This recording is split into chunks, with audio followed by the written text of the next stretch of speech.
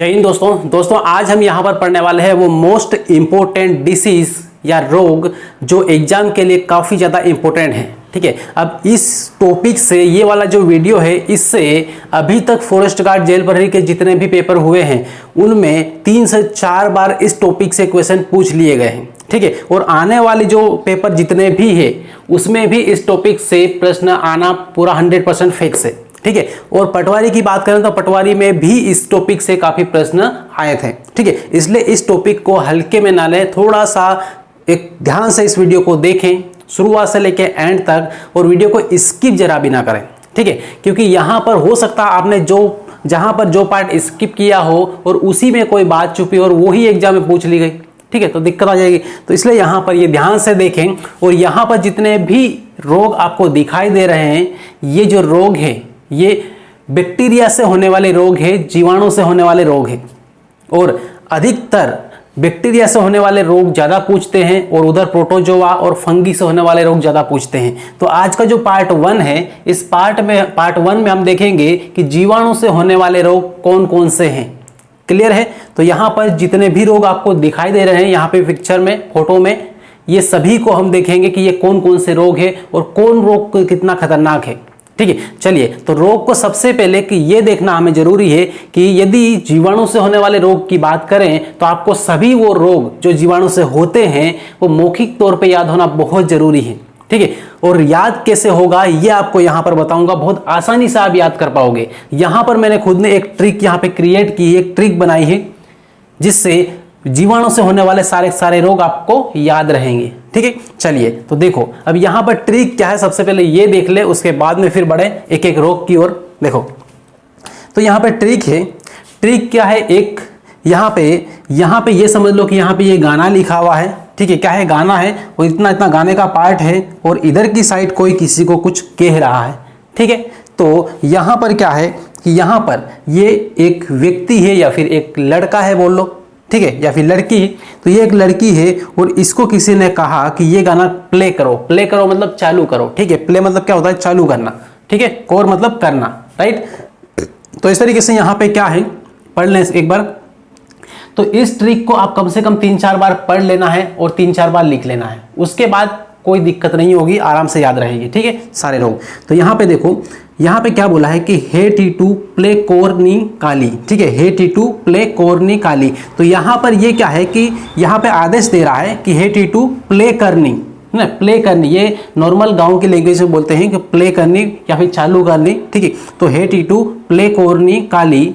अब क्या प्ले करना है, तो टाइट्यूसिफिलिस। अब टाइट्यूसिफिलिस क्या है, ये गाना है। क्या है, ये गाना है, राइट। तो इस तरीके से, वैसे इस टाइप का कोई गाना नहीं है लेकिन ये हमने क्रिएट किया है। ठीक है, तो इस तरीके से हे टीटू प्ले कोरनी काली। ठीक है, हे टीटू प्ले कोरनी काली, टाइट्यूसिफिलिस गाना। अब यहाँ पे इसका फुल फॉर्म क्या है कि यहाँ पे किस शब्द से कौन सा रोग बनता है ये देख लें जरा। तो यहाँ पर सबसे पहले क्या है, हे लिखा हुआ है, तो आपको पता है मतलब क्या है, हेजा। ठीक है, क्या है, हेजा। और यहाँ पे टीटू लिखा, मतलब इससे क्या है, टीटेनस।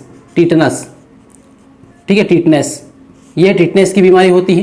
ठीक, उसके बाद में फिर यहाँ पर देखें तो यहाँ पर है प्लेग। ठीक है, प्लेग। और प्लेग किससे होता है, तो चूहों से फैलने वाली बीमारी है। ठीक है, उसके बाद कोर का मतलब क्या है, तो कोर का मतलब होता है कोढ़ या कुष्ठ रोग। कोढ़ या फिर कुष्ठ रोग, राइट, ये है। तो कुष्ठ रोग देख सकते हैं। उसके बाद फिर यहाँ पर नी मतलब क्या होता है, तो नी से आपको पता है निमोनिया। ठीक है, निमोनिया। और ये अधिकतर किस में होता है, तो ये होता है अधिकतर छोटे बच्चों में या फिर बूढ़ों में। ठीक है, ये फेफड़ों से जुड़ा हुआ रोग है जिसमें सर्दी खांसी जुकाम वगैरह बहुत ज़्यादा होता है। उसके बाद काली मतलब होता है काली खांसी। ये क्या है, खांसी है। क्या है, खांसी, राइट। तो काली खांसी होती है, ये बैक्टीरिया से होने वाला रोग है। ठीक, अब इसके बाद में टाई का मतलब होता है टाइफाइड। ठीक है, यहाँ पे लिखे हम टाइफाइड, तो टाइफाइड ध्यान से देखते जाना है, टाइफाइड। ठीक है, उसके बाद ट्यू का मतलब क्या होता है, ट्यू मतलब ट्यूबरक्लोसिस होता है। ट्यू का मतलब क्या होता है, ट्यूबरक्लोसिस, मतलब यहाँ पे क्या होता है, सीधे बोले तो टीबी। टीबी की बीमारी। कौन सी बीमारी, टीबी की बीमारी। बड़ी ही खतरनाक होती है, विश्व में सबसे ज़्यादा जो मौतें होती हैं इस बीमारी से होती हैं। ठीक, अब इसके बाद में सिफिलिस, तो सिफिलिस, और यहाँ पे गाना से गोनेरिया। ठीक है, गोनेरिया। गोनोरिया, ठीक है। तो गोनोरिया यहाँ पर ये क्या है, ये रोग है, ठीक है। तो सिफिलिस और गोनोरिया ये HIV की तरह ही एक यौन संबंधी रोग है या फिर सेक्सुअल रोग है। क्लियर है? अभी केवल इतना याद रखें, उसके बाद फिर आपको ये पूरा डिटेल में बताऊंगा कि ये किससे होता है, कैसे होता है और HIV से इसका क्या संबंध है, ठीक। तो इस तरीके से यहाँ पे ये दोनों ही रोग है, ठीक है, दोनों रोग है, सेक्सुअल रोग है, राइट। इस तरीके से यहाँ पे ध्यान रखना है। तो ये यहाँ पर ये ट्रिक है। अब इसके बाद में फिर यहाँ पर हम आए तो एक एक रोग के बारे में हम बात करेंगे, ठीक। तो सबसे पहले यहाँ पर देख लें तो सबसे पहला वाला जो रोग यहाँ पर लिखा हुआ है ये क्या है, तो प्लेग है, ठीक है। कौन सा रोग है, प्लेग रोग है। अब ये प्लेग किस तरीके से होता है, कैसे होता है, तो थोड़ा सा यहाँ पर देख ले।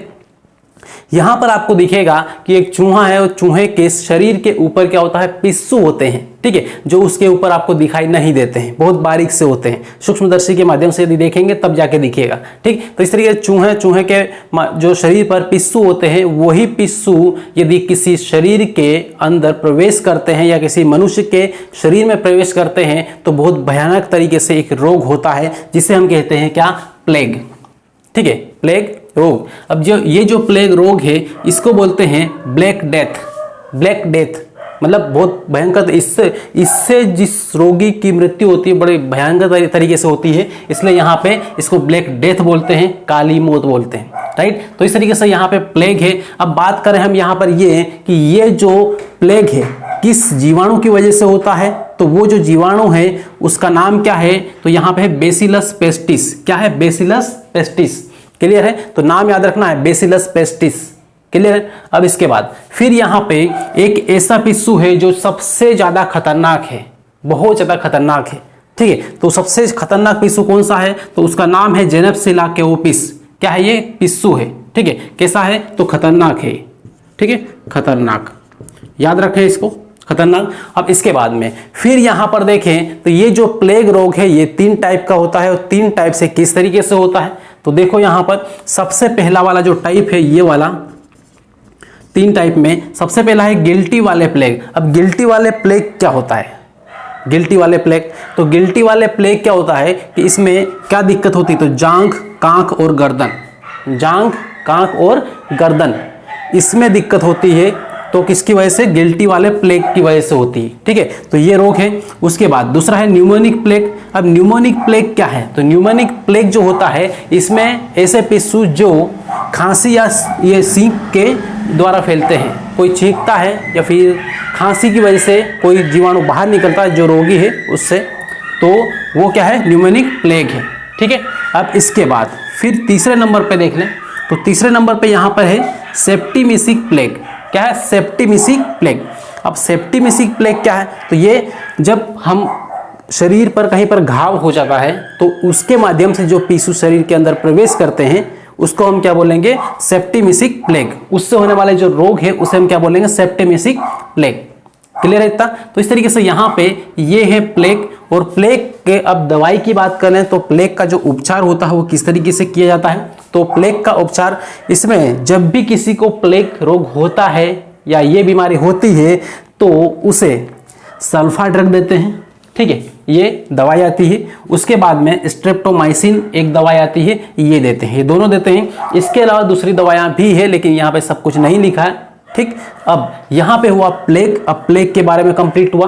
अब इसके बाद में फिर यहाँ पर देख लें कि जो प्लेग है इससे किस तरीके से क्या होता है। इससे क्या होता है कि जब शरीर का जो पार्ट है वो धीरे धीरे ऊपर उठता है, ठीक है, फुंसियों के रूप में ऊपर उठता है, उसके बाद वो शरीर से अलग होने लगता है, ठीक है। तो इस टाइप से बड़ी खतरनाक बीमारी। उसके बाद फिर यहाँ पर देखें दूसरे नंबर पे, तो दूसरे नंबर पे यहाँ पर है हेजा। क्या है, हेजा।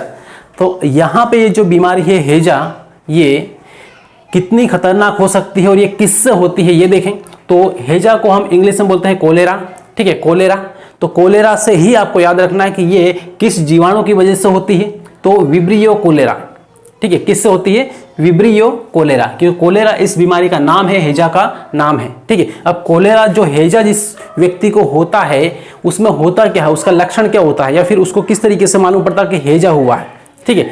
उस व्यक्ति को क्या होता है, उल्टी दस्त वगैरह बहुत ज़्यादा मात्रा में होता है और उस शरीर के अंदर पानी की बहुत कमी हो जाती है, ठीक है।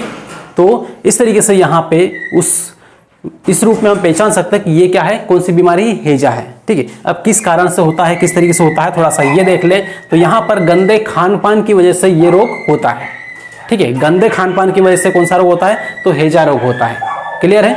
अब हैजा का वाहक कौन होता है, हैजा किसके माध्यम से फैलता है, तो ये इसका जो वाहक होता है वो है मक्खियाँ।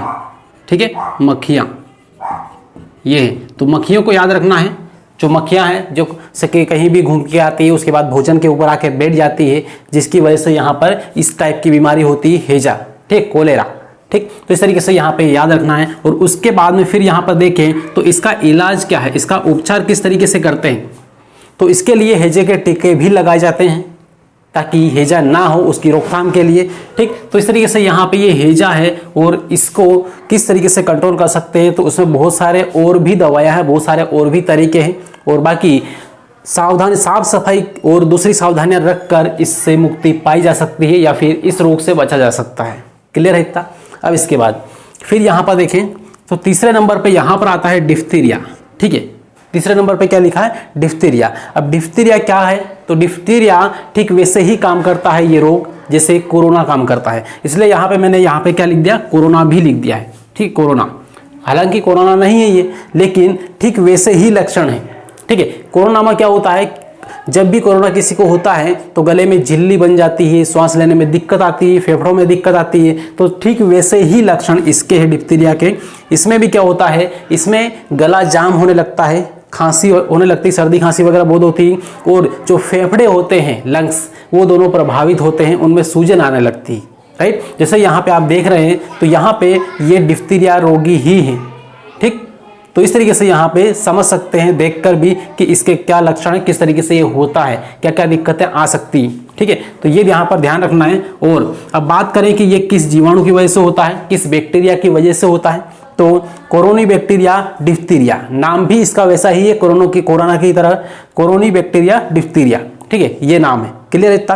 तो इस तरीके से यहाँ पे ये जीवाणु कंप्लीट हुआ। अब हम बात करें ये कि डिप्थीरिया की जो दवाई है, इस रोग की जो दवाई है या फिर किस तरीके से इसकी रोकथाम की जा सकती है, तो वो है डीपीटी टीका लगाकर। टीके का नाम क्या है, डीपीटी टीका।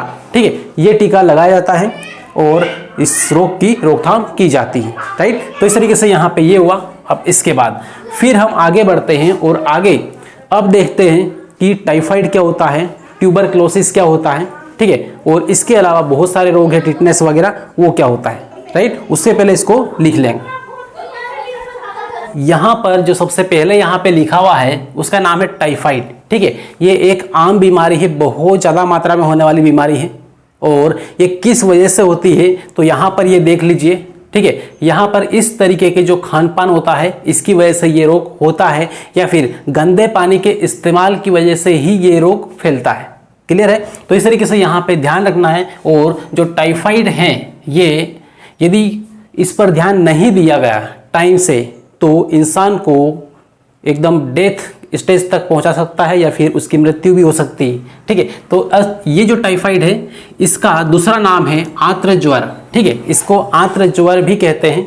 और बाकी यहाँ पर देख सकते हैं और भी यहाँ पे किस किस से ये रोग हो सकता है। ठीक है, इधर यहाँ पे डायग्राम में आपको दिख रहा होगा किस तरीके से फैलता है ये। ठीक है, तो इस तरीके से ये है। और बाकी यहाँ पर इसके जीवाणु का नाम क्या है, जिस जीवाणु की वजह से ये रोग होता है, तो वो है साल्मोनेला टाइफोसा। क्या है, साल्मोनेला टाइफोसा। ये टाइफाइड के जीवाणु का नाम है। क्लियर है इतना। अब इसके बाद फिर यहाँ पर देखें तो इस रोग का प्रभाव शरीर पर क्या होता है, या कौन सा ऐसा अंग है जो इस रोग से प्रभावित होता है। तो यहाँ पे देख लें, सबसे पहले स्प्लीन, जिसे हम प्लीहा कहते हैं। ठीक है, स्प्लीन बोलो या फिर प्लीहा बोलो, ये क्या है, तो ये इसको हम तिल्ली भी बोलते हैं। ठीक है, पेट में होती है, तिल्ली भी बोलते हैं, प्लीहा भी बोलते हैं और स्प्लीन भी बोलते हैं। ये क्या होती है, जब टाइफाइड होता है तो ये बढ़ जाती है और पेट में दर्द होना चालू हो जाता है। ठीक, ये है। और दूसरा, आंत्र योजनी ग्रंथियां भी बढ़ जाती है। जो आंतों से जुड़ी हुई ग्रंथियां हैं वो भी बढ़ जाती है, उनकी साइज बढ़ जाती है, जिसकी वजह से पेट दर्द की समस्या उत्पन्न होती है। बाकी उल्टी जैसा वो होने लगता है, तो वो इस कारण से होता है। क्लियर है इतना? तो इस तरीके से यहाँ पे डायग्राम में देखते जाना आपको किस तरीके से क्या कंडीशन हो सकती है और इसका उपचार क्या है। तो यहाँ पे ये देख लें, तो इसमें जब भी ये रोग होता है किसी को, तो उस रोगी को क्लोरोमाइसिटिन औषधि आती है, ये औषधि मतलब ये दवाई उसको दी जाती है, उसके बाद वो ठीक होता है। क्लियर है इतना? अब इसके बाद फिर यहाँ पर देखें तो तपेदिक, यहाँ पर लिखा है तपेदिक या राजयक्ष्मा। तो ये नाम आपने हिंदी वाले बहुत कम सुने होंगे, ठीक है, ना के बराबर आपको पता भी नहीं होगा, ठीक है। लेकिन आपने ये काफ़ी सुना है टीबी, ठीक है, टीबी की बीमारी हो जाती है और टीबी की बीमारी बहुत ही खतरनाक बीमारी है। यदि एक बार किसी को हो गई तो इससे पीड़ित व्यक्ति सुधरना बहुत मुश्किल हो जाता है, ठीक है। बहुत कम लोग जिनको ये टीबी होती है वो सुधर पाते हैं, ठीक है। क्यों? क्योंकि इंडिया में इसका जो दवाइयाँ है या फिर इसका इलाज है 100% परफेक्ट नहीं है। फॉरेन में ये जो बीमारी है ये आम बीमारी है, नॉर्मल बीमारी, जैसे बुखार वगैरह आता है, टाइफाइड होता है, इस टाइप की बीमारी है। लेकिन इंडिया के लिए थोड़ी सी खतरनाक बीमारी है क्योंकि यहाँ पे इसका इलाज प्रॉपर तरीके से नहीं हो पाता है, ठीक। तो ये है। और बाकी बात करें टीबी किस बैक्टीरिया की वजह से होता है, किस जीवाणु की वजह से होता है, तो यहाँ पर ये देख ले, माइकोबैक्टीरियम ट्यूबरक्लोसिस बड़ा सा इसका नाम है, ठीक है। जितना बड़ा नाम है उतनी बड़ी बीमारी भी है, उतनी ही खतरनाक बीमारी है, ठीक है। तो माइकोबैक्टीरियम ट्यूबरक्लोसिस ये क्या है? तो ये जीवाणु का नाम है, बैक्टीरिया का नाम है, जिसकी वजह से टीबी रोग होता है। क्लियर है? अब इसके बाद बात करें लक्षण की, तो इसके लक्षण क्या है, ठीक है। इस रोग के लक्षण क्या हो सकते हैं? तो क्या क्या है? तो देखो यहाँ पे रात्रि में पसीना आना, मतलब नाइट में पसीना आना, ठीक है, भूख न लगना, कमजोरी महसूस करना या फिर कमजोर हो जाना। एक अच्छा खासा हटा कटा इंसान भी यदि टीबी का रोगी है तो एकदम वो क्या सूख के ना हड्डी बन जाएगा, ठीक है, मतलब उसकी हालत पूरी तरीके से डाउन हो जाएगी, राइट, ये है। और उसका वजन क्या होगा? एकदम कम हो जाएगा, राइट। तो इस तरीके से यहाँ पर ये टीबी के लक्षण है, टीबी का जीवाणु है। उसके बाद में इसके उपचार है, तो इस टीबी का उपचार के लिए बीसीजी का टीका लगाते हैं, ठीक है, बीसीजी का टीका लगाया जाता है। और उसके बाद में PAS नामक एक दवाई आती है, वो भी इस रोगी को दी जाती है। क्लियर है? तो इस तरीके से यहाँ पर ये, अब इसके बाद फिर यहाँ पर देखें तो यहाँ 5वें नंबर पे लिखा है, उसके बाद ये 6 नंबर पे यहाँ पर आ जाओ, तो यहाँ पर लिखा है टिटनेस। जिसको भी टिटनेस की बीमारी होती है उसकी हालत क्या होती है यहाँ पर देख सकते हैं, ठीक है। तो यहाँ पर टिटनेस को लोग जो भी बोलते हैं या फिर धनुष टंगाकार भी बोलते हैं। टिटनेस का दूसरा नाम है लोक जो। लोक मतलब होता है क्या? पूरा शरीर उसका लोक हो जाता है, मतलब एकदम अकड़ जाता है, ठीक है, धनुष के आकार का हो जाता है, इसलिए यहाँ पे इसको धनुष टंगाकार भी बोलते हैं। क्लियर रहता? तो इस तरीके से ये है। और यहाँ पर क्या होता है कि इस जीवाणु का जो नाम है, ठीक है, वो क्या है, या फिर ये जो टिटनेस बीमारी है, ये रोग है, ये किस वजह से होता है? तो जीवाणु की वजह से होता है, सबसे पहली बात। दूसरा, जीवाणु का नाम क्या है? Bacillus tetani. क्या है? Bacillus tetani. अब बात करें इसकी कि ये रोग होता कैसे है, किस कारण से होता है। आपको पता तो ये कि ये इस जीवाणु की वजह से होता है, बेसिलस टिटेनी की वजह से होता है। लेकिन बेसिलस टिटेनी हमारे शरीर में, एक मनुष्य के बॉडी में किस तरीके से प्रवेश करता है? तो सिंपल सा फंडा है, यदि कोई व्यक्ति कुछ काम कर रहा है, लोहे का काम कर रहा है, कोई दूसरा काम कर रहा है, उसको यदि कोई चोट लगी, ठीक है, तो घाव हुआ तो वहाँ पर क्या होता है कि जो लोहा वहाँ पर लगा है या फिर जो मिट्टी वहाँ पर लगी है, उस मिट्टी की वजह से उसमें जो बैक्टीरिया है बेसिलस टिटेनी, वो यदि उस घाव के थ्रू शरीर में प्रवेश कर गए तो फिर यहाँ पर ये रोग होता है। इसलिए आपने कई बार देखा होगा कि कई बार जैसे कि मान लो कोई एक्सीडेंट हुआ है तो उसको हॉस्पिटल ले जाते हैं तो एक इंजेक्शन दिया जाता है, ठीक है, या फिर कोई कट फूट जाता है, किसी को कोई लोहा लग जाता है या फिर और कुछ लग जाता है, तो उसके लिए भी उसको हॉस्पिटल जाना पड़ता है और उसको 3-3 इंजेक्शन लगवाने पड़ते हैं। 3 इंजेक्शन लगते हैं, ठीक है, टिटेनस के।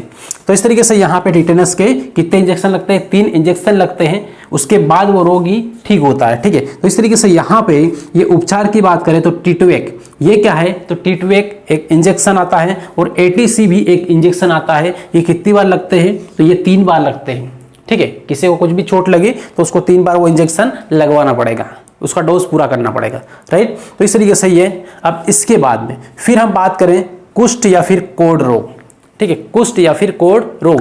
ये वर्तमान में तो बहुत कम होता है, लेकिन पहले के टाइम में बहुत ज्यादा मात्रा में होता था। अब यहाँ पे ये रोग क्या करता है और कैसे होता है, थोड़ा सा इसको देख लें। तो जिसको भी ये रोग होता है उसकी हालत कुछ इस तरीके से होती है, ठीक है। उसके शरीर से जो उसका शरीर का भाग है वो मतलब नॉर्मली ऐसे गिरने लगता है, खिर खिर के गिरने लगता है, ठीक है। इस तरीके से उसका शरीर हो जाता है। मान लो उंगलियां हैं तो उंगलियां इस तरीके टेढ़ी वगैरह हो जाएगी, जैसे यहाँ पे आपको दिख रहा है टेढ़ी हो जाएगी। उसके बाद इस तरीके से करेंगे तो खिर जाएगा, निकल जाएगा, ठीक है। इस तरीके से अभी कोई मिट्टी यहाँ पे लगी हुई इस तरीके से करते हैं तो मिट्टी निकल जाती है, ठीक वैसे ही यहाँ पे जो शरीर के जो उत्तक वगैरह वो गिरने लगेंगे। क्लियर है? तो ये है। और अब यहाँ पर बात करें इसके जीवाणु की, ठीक है। तो ये जो कुष्ठ रोग है इसका जीवाणु क्या, थोड़ा सा इसको देख लें तो माइकोबैक्टीरियम लेप्री इसका नाम है। क्या है? Mycobacterium leprae.